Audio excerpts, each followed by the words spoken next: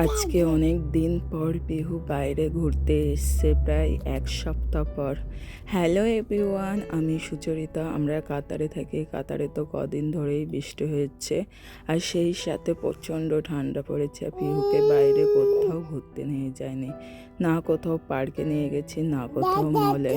তা আজ এক সপ্তাহ ঘর আটকে থাকার জন্য ও খুব কান্নাকাটি করছিল। তা ভাবলাম যে ওকে একটু বাইরে ঘুরতে নিয়ে যাই। আমরা চলে যাই ভিলাজিয়া মল, আর এইখানে এসেই ওর প্রিয় একটা জায়গা হলো কিড প্লে এরিয়া।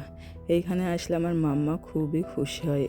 মানে ছোট বড়দের সবারই রাইড ছিল, কিন্তু 1 বছরের নিচে বেবিদের কোনো রাইড ছিল না বলে পার্থ ওকে সব রাইডে মানে ওকে ধরে ধরে উঠিয়ে দিচ্ছিল।